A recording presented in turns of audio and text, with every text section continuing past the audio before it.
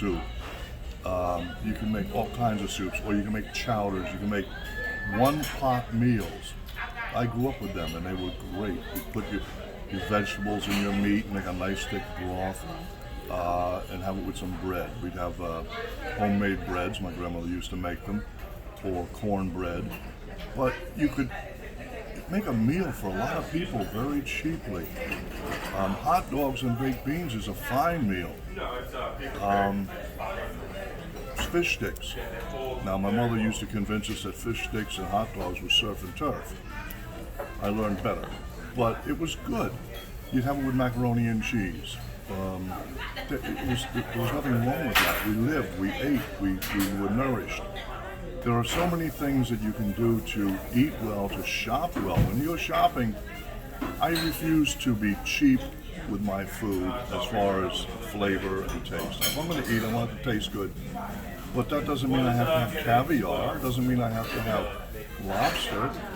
I can, if I have chicken left over, I make my own croquettes.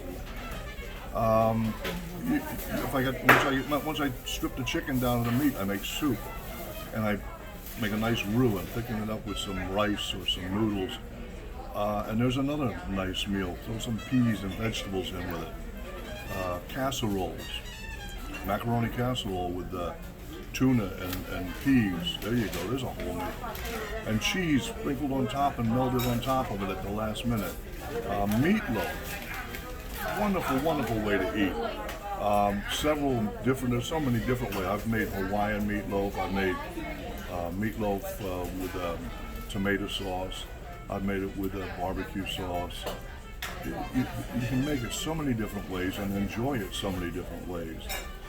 So in these times, don't worry about, oh, I have to eat what the other people are. It used to be you worked hard to keep up with the Joneses. You know what? I enjoy letting the Joneses try and keep up with me. So let them see what I'm eating, and I'm not spending a fortune. Let them be jealous. Because I'm eating just as good, and I'm not spending all my money on it. I'm eating at home. I'm not going out all the time. Do I like to go out and eat? Yes. We have favorite places we like to go eat. Hopefully they'll still be in business. When this pandemic ends, we will go out and eat again. But for the most part, we enjoy eating at home.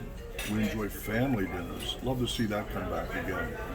So let's look to changing the way we think about our lives from day to day, from meal to meal, from shopping to shop, everything. Think about it. Do I really need to put myself into this situation of spending a lot of money and getting what I can get for less and still have quality? You can buy fresh vegetables cheaply. You can buy frozen vegetables, and they're good. Maybe I won't use Jimmy's homegrown succotash from, Rooftop Garden or something. Not to say it wouldn't be good, but you try to pick stuff that you know is going to be good or you like. And if you get something that you don't like, don't buy it again, but try something else.